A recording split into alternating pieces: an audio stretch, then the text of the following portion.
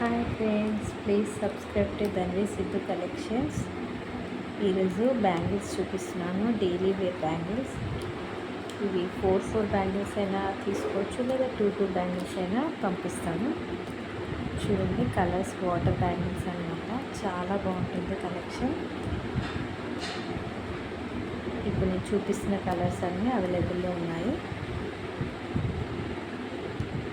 Present అయితే అన్ని 2-4 సైజులోనే ఉన్నాయి.